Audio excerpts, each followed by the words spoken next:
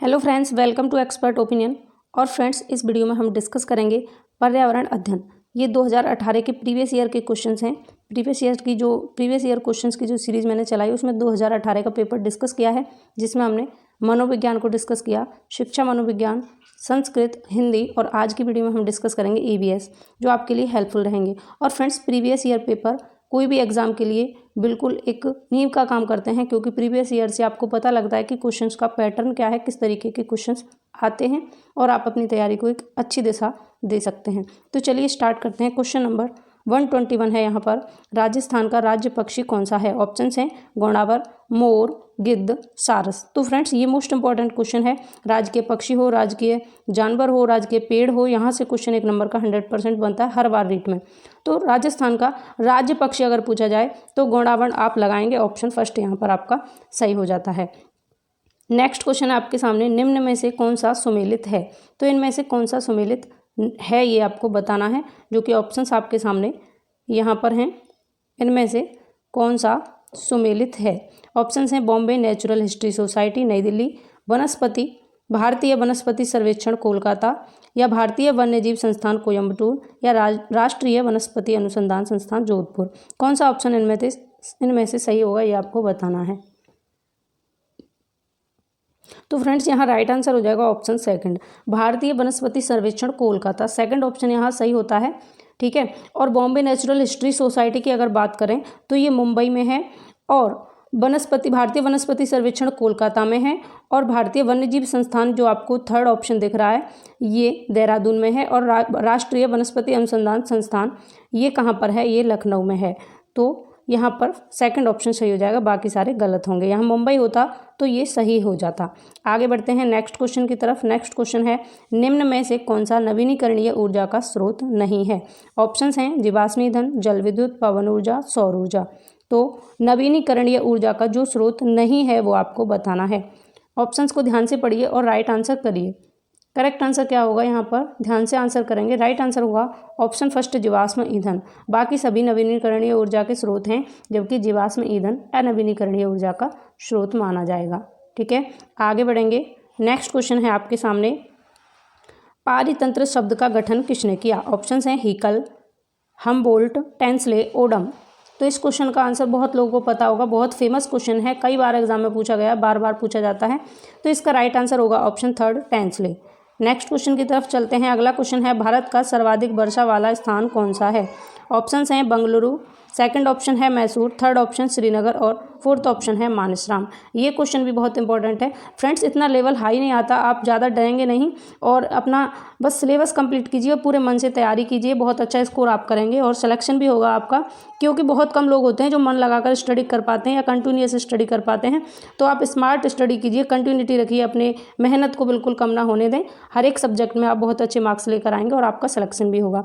तो भारत का सर्वाधिक वर्षा वाला स्थान, जो कि सभी को पता होगा मोस्टली, मानसराम है, ठीक है। मानसराम में सबसे ज़्यादा बारिश होती है, और ये मानसराम कहाँ पर है? मेघालय के पास में है। ये मेघालय के पूर्वी खाड़ी में स्थित है। ये पूर्वी खाड़ी की जो पहाड़ी है वहाँ पर स्थित है मानसराम, जहाँ पर सबसे ज़्यादा वर्षा होती है।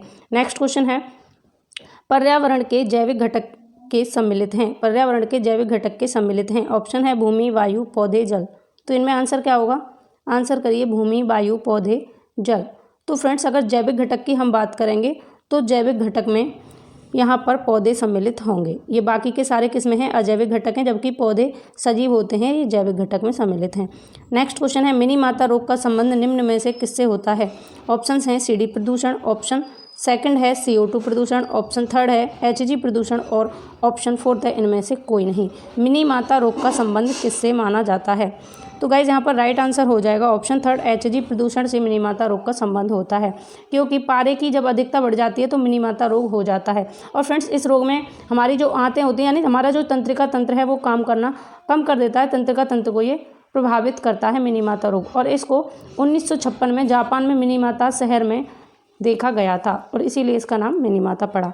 आगे बढ़ेंगे। नेक्स्ट क्वेश्चन है, निम्न में से अप्रक्षेपित शिक्षण सामग्री कौन सी है?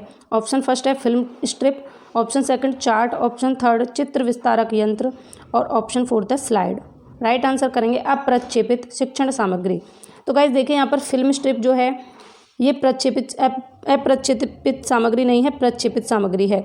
और चित्र विस्तारक यंत्र भी और स्लाइड भी, जबकि चार्ट जो है ये अप्रक्षेपित सामग्री है। तो यहाँ पर कौन सा ऑप्शन सही हो जाएगा? ऑप्शन सेकंड, क्योंकि चार्ट अपने आप में ही अप्रक्षेपित सामग्री इसलिए है क्योंकि इसे किसी भी मशीन या उपकरण की आवश्यकता नहीं होती प्रक्षेपित करने के लिए।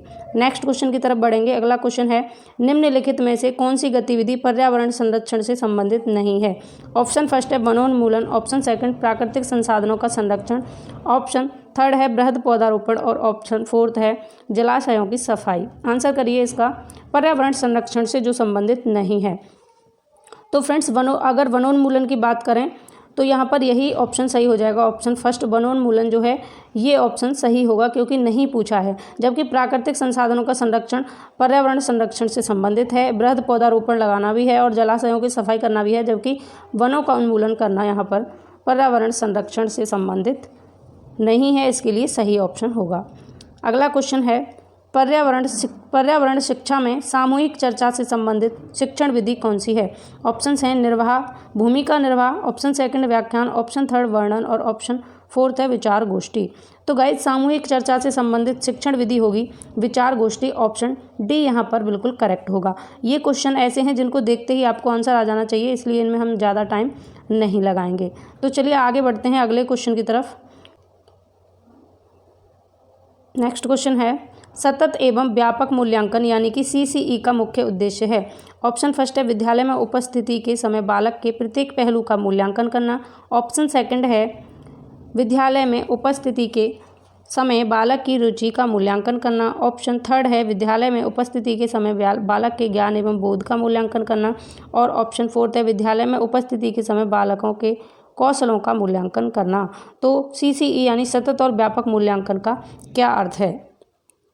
तो फ्रेंड्स यहाँ पर बालक के प्रत्येक पहलू में सारी चीज़ें आ जाएंगी, सभी चीज़ें यहाँ पर इंक्लूड हैं। बालक का जो प्रत्येक पहलू है बालक का, उसके बारे में अगर आप मूल्यांकन करते हैं तो वहाँ पर बालक की रुचि का भी मूल्यांकन हो जाएगा, बालक के ज्ञान बोध का भी मूल्यांकन हो जाएगा, सभी पहलुओं का यहाँ पर मूल्यांकन कहा गया। तो ऑप्शन फर्स्ट आपका सही हो जाएगा।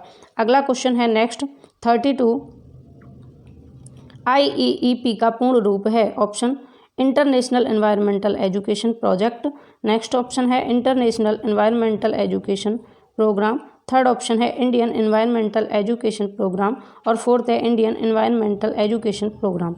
तो क्या होगा यहाँ पर? आंसर करेंगे दोनों ऑप्शन जो लास्ट के आपको दिख रहे हैं, प्रोजेक्ट और प्रोग्राम में ही थोड़ा सा अंतर है, बाकी का सब कुछ सेम है। तो आंसर करिए, ध्यान से आंसर करेंगे क्योंकि ऑप्शन पढ़ने में आपको बिल्कुल सेम लग रहे होंगे, तो यहाँ पर आंसर करने में हो सकता है आप गड़बड़ा जाएं। तो ऑप्शन को आप ध्यान से पढ़ लीजिए कि आपके ऑप्शंस क्या कहना चाह रहे हैं आपसे, तो आप सही आंसर तक पहुँच पाएंगे। तो इस क्वेश्चन का राइट आंसर हो जाएगा option second, international environmental education programme, IEEP का पूरा नाम है। ठीक है, सेकंड ऑप्शन यहाँ पर आपका सही हुआ। ये एक कार्यक्रम होता है, एक प्रोग्राम होता है। इस प्रोग्राम में होता क्या है, जो स्टॉकहोम में 1972 में आयोजित मानव पर्यावरण सम्मेलन की अभिशंसाओं के आधार पर यूनेस्को तथा UNEP ने मिलकर तैयार किया था। और फ्रेंड्स इसका प्रारंभ 1975 में हो गया था, जिसका मुख्यालय कहाँ पर है? पेरिस में है। ठीक है, IEEP का मुख्यालय कहाँ पर है? पेरिस में है और इसका प्रारंभ या इसकी शुरुआत 1975 में हो गई थी। आगे चलते हैं, अगला क्वेश्चन है पर्यावरण अध्ययन शिक्षण के दौरान विद्यार्थियों की शैक्षिक उपलब्धियों को देखने के लिए निम्न में से किस आकलन सूचक का प्रयोग नहीं किया जाना चाहिए? ऑप्शन फर्स्ट है अवलोकन करना, सेकंड चर्चा, थर्ड प्रयोग करना और फोर्थ है उपचारात्मक शिक्षण करना। तो पर्यावरण अध्ययन की कक्षा के दौरान, शिक्षण के दौरान विद्यार्थियों के शैक्षिक उपलब्धियों को देखने के लिए आपको किस आकलन सूचक का प्रयोग नहीं करना है, ये बताना है किसका प्रयोग आपको नहीं करना है। तो इसका आंसर करिए बहुत सोच समझ के, क्योंकि चारों ऑप्शंस हो सकता है आपको कंफ्यूज कर रहे हों। तो आंसर ध्यान से करेंगे, इसका आंसर क्या होगा? तो गाइस आंसर हो जाएगा ऑप्शन डी, उपचारात्मक शिक्षण करना। क्योंकि जब आप बच्चे की शैक्षिक उपलब्धियों का आकलन कर रहे होंगे तो आपको अवलोकन भी करना होगा, चर्चा भी करनी होगी, प्रयोग भी करना होगा, लेकिन उपचार की यहाँ पर कोई ज़रूरत नहीं होगी। आगे बढ़ेंगे नेक्स्ट क्वेश्चन की तरफ। निम्नलिखित में से कौन सी विशेषता अच्छे शिक्षण की नहीं है? ऑप्शन है अच्छा शिक्षण क्रिया आधारित होता है, अच्छा शिक्षण लोकतांत्रिक होता है, नेक्स्ट है अच्छा शिक्षण मूल्य आधारित नहीं होता और फोर्थ ऑप्शन है अच्छा शिक्षण सुव्यवस्थित निश्चित उद्देश्य युक्त होता है। तो इसका सही आंसर कीजिए। आंसर क्या होगा इसका? अच्छे शिक्षण की विशेषता नहीं है या अच्छा शिक्षण नहीं है। नेगेटिव क्वेश्चन बहुत पूछता है, ये भी आपको ध्यान रखना है। तो फ्रेंड्स यहाँ पर ऑप्शन थर्ड सही हो जाएगा, अच्छा शिक्षण मूल्य आधारित नहीं होता। इस बात को कहना गलत होगा कि अच्छा शिक्षण मूल्य आधारित नहीं होता, इसलिए यहाँ पर कौन सा ऑप्शन सही हुआ? ऑप्शन आपका थर्ड यहाँ पर सही हो गया। ठीक है, आगे बढ़ें नेक्स्ट क्वेश्चन की तरफ। आगे चलते हैं। अगला क्वेश्चन है, निम्नलिखित में से कौन सा विकल्प पर्यावरण अध्ययन की विषय वस्तु में सम्मिलित नहीं किया जाता? ऑप्शन फर्स्ट है वन संरक्षण, ऑप्शन सेकंड है राजनीतिक संरक्षण, ऑप्शन थर्ड है जल संरक्षण और ऑप्शन फोर्थ है मृदा संरक्षण। तो वो विकल्प चुनना है आपको जिसको पर्यावरण अध्ययन की विषय वस्तु में सम्मिलित नहीं किया जाता। जल्दी से आंसर करेंगे इन क्वेश्चंस का। और फ्रेंड्स ये 30 क्वेश्चन जो है इनमें आप ये भी देखना कि आपका स्कोर कितना आ रहा है, क्योंकि आपका जो स्कोर है ना वो आपको बताएगी कि आपकी तैयारी कितनी बेहतर है और आपको कहाँ पर कमी लग रही है, कितनी आपको पढ़ाई और करनी है। तो यहाँ सेकंड ऑप्शन सही हो जाएगा, राजनीतिक संरक्षण। पर्यावरण के अंतर्गत, पर्यावरण शिक्षा के अंतर्गत वन संरक्षण भी आएंगे, जल संरक्षण भी आएगा, मृदा संरक्षण भी आएगा, लेकिन पर्यावरण संरक्षण यहाँ पर राजनीतिक संरक्षण यहाँ पर नहीं आएगा। आगे है नेक्स्ट क्वेश्चन, निम्नलिखित में से कौन सा नियम अधिगम के प्रयास व त्रुटि सिद्धांत से संबंधित नहीं है? ऑप्शन फर्स्ट है पुनर्वलन का नियम। प्रयास और त्रुटि सिद्धांत से जो संबंधित नहीं है वो आपको बताना है। तो ऑप्शन फर्स्ट रहा पुनर्वलन का नियम, सेकंड है तत्परता का नियम, थर्ड है अभ्यास का नियम और फोर्थ होगा प्रभाव का नियम। तो कौन सा यहाँ पर संबंधित नहीं है? तो गाइस फर्स्ट ऑप्शन ही आपका सही हो जाएगा, क्योंकि तत्परता का नियम है ना, तत्परता का नियम, अभ्यास का नियम और प्रभाव का नियम, ये तीनों थॉर्नडाइक के सिद्धांत में आते हैं। ठीक है, अधिगम के प्रयास और त्रुटि सिद्धांत में आते हैं, जबकि पुनर्वलन का नियम इसमें नहीं आता। थॉर्नडाइक ने दिया था प्रयास और त्रुटि सिद्धांत, यानी कि अब बच्चा जितना प्रयास करेगा उसकी त्रुटियां उतनी ही कम होंगी। इसको SR बॉन्ड थ्योरी भी कहते हैं, SR थ्योरी के नाम से भी जानते हैं। और ये जो सिद्धांत है थॉर्नडाइक का, इसको संबंधवाद का सिद्धांत भी कहते हैं। और थॉर्नडाइक ने कहा कि सीखना संबंध स्थापित करना है, मतलब कि थॉर्नडाइक ने अपने इस सिद्धांत के आधार पर अधिगम जो है उसको संबंधित करने के 3 तरीके बताए थे। कौन कौन से? तत्परता का नियम दिया था, अभ्यास का नियम दिया था और प्रभाव का नियम दिया था। ठीक है, तो थॉर्नडाइक ने अपने प्रयोग में किस पर प्रयोग किया था अपने सिद्धांत में? तो बिल्ली पर प्रयोग किया था, ये भी आपको पता होना चाहिए। नेक्स्ट क्वेश्चन है, भारत में बाल श्रम को प्रतिबंधित करने के लिए बाल श्रम निषेध व विनियमन अधिनियम किस वर्ष में पारित किया गया था? ऑप्शंस हैं 1938, 1988, 1986 और 2017। क्या होगा यहाँ पर आंसर करिए इस क्वेश्चन का राइट आंसर क्या होगा? तो गाइज राइट आंसर की बात करें तो ऑप्शन सी सही हो जाएगा। 1986 यानी कि 1986 में इसको निषेध अधिनियम को पारित किया गया था, बाल श्रम निषेध अधिनियम को। ठीक है, आगे बढ़ेंगे नेक्स्ट क्वेश्चन की तरफ। भारत में लड़कियों व लड़कों के विवाह की न्यूनतम कानूनी आयु क्या है?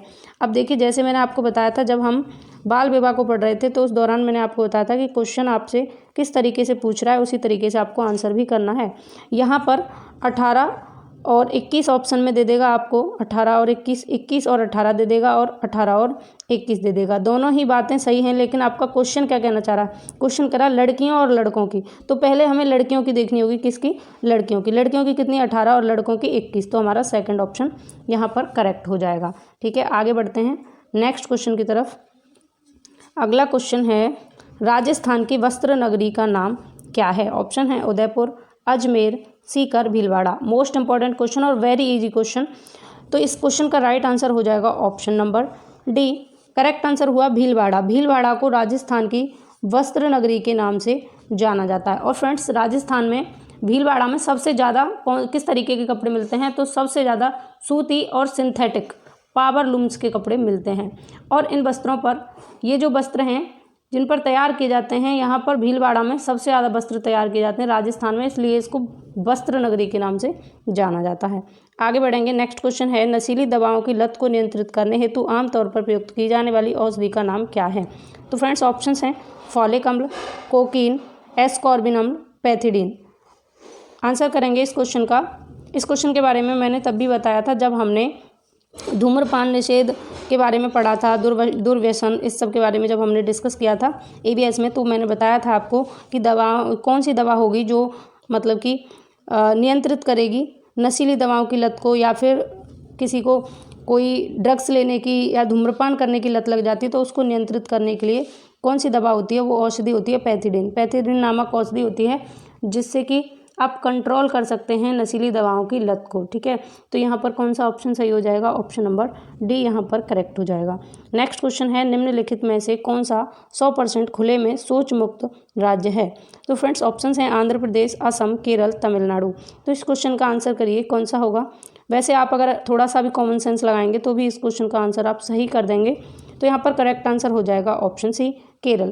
केरल राज्य 100% 100% बिल्कुल खुले में शौच जाने से मुक्त बना हुआ है और हमारे प्रधानमंत्री नरेंद्र मोदी द्वारा जारी किया गया था स्वच्छता अभियान। इसके तहत खुले में शौच जाना मना था और पूरे भारत में मुहिम चलाई गई थी कि सभी के लिए शौचालय फ्री कराए जाएं, और इसी मुहिम के तहत राज्य केरल राज्य पूरी तरह से शौच मुक्त राज्य है। कहाँ पर, खुले में। ठीक है, खुले में शौच जाने में पूरी तरह से मुक्त है।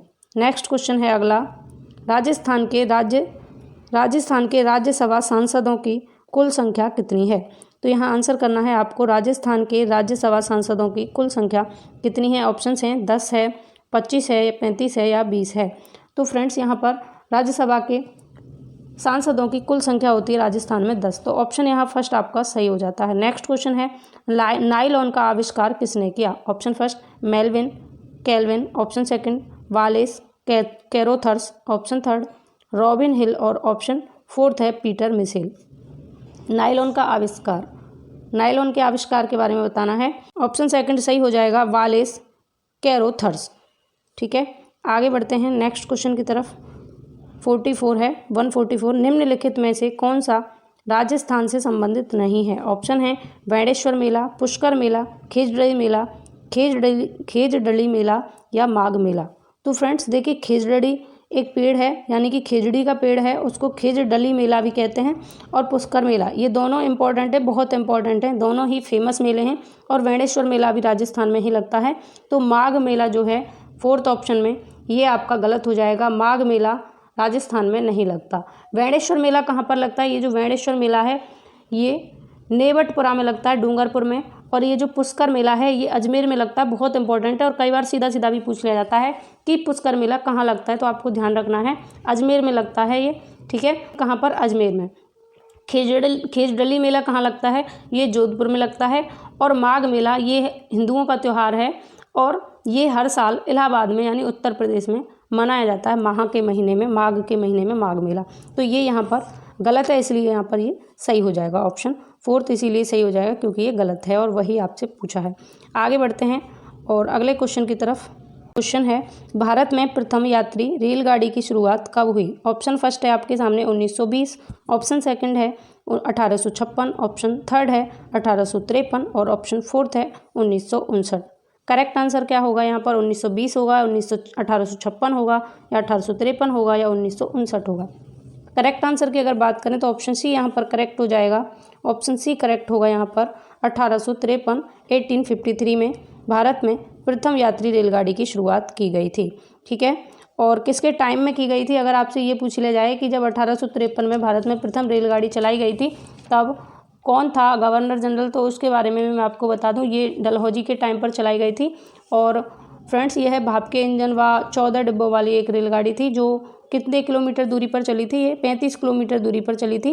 35, कई बार 34 भी आपको देखने को मिलेगा, तो 34 या 35 किलोमीटर दूरी इसकी लंबाई थी, मतलब चलने की, दौड़ने की। और ये मुंबई से थाने के बीच में चली थी, ये भी आपको ध्यान रखना है। वैसे ये फेमस चीज़ें हैं, पॉपुलर हैं, आपको पता ही होंगी। अगला क्वेश्चन है, पीसी कल्चर क्या है। पीसी कल्चर क्या है, ऑप्शंस हैं आपके सामने यहाँ पर। पीसी कल्चर क्या है, ऑप्शंस हैं मधुमक्खी पालन, मछली पालन, मुर्गी पालन या उपरोक्त में से कोई नहीं। आंसर करेंगे पीसी कल्चर के बारे में। पीसी कल्चर क्या है, तो गाइज ये पीसी कल्चर जो है इसको मत्स्य पालन या मछली पालन के नाम से जानते हैं। मछली पालन को पीसी कल्चर कहते हैं। और मछली जो है ये जलीय पर्यावरण पर आधारित होती है, सभी को पता है, जलचर जीव है जो जल में ही इसका जीवन होता है। ठीक है, और जलीय पर्यावरण को संतुलित रखने में मछली की महत्वपूर्ण भूमिका भी होती है। और मछली खाती क्या है, मछली का खाद्य पदार्थ क्या है, इसे भोजन के रूप में, कुछ औषधि के रूप में ये लेती है। और जो आटा होता है, कुछ लोग आटा खिलाते हैं और भी इसके लिए खाद्य सामग्री आती है वो इसके लिए खिलाई जाती है। ठीक है, आगे है झामर की टिड़ा खदान प्रसिद्ध है। ऑप्शंस हैं तांबा, रॉक फॉस्फेट, जिंक या यूरेनियम। झामर की टिड़ा जो है, झामर की टिड़ा खदान, ये किसके लिए प्रसिद्ध है? तो फ्रेंड्स ये रॉक फॉस्फेट के लिए प्रसिद्ध है। ऑप्शन यहाँ पर सेकंड सही हो जाएगा। झामर की टिड़ा खदान रॉक फॉस्फेट के लिए प्रसिद्ध है।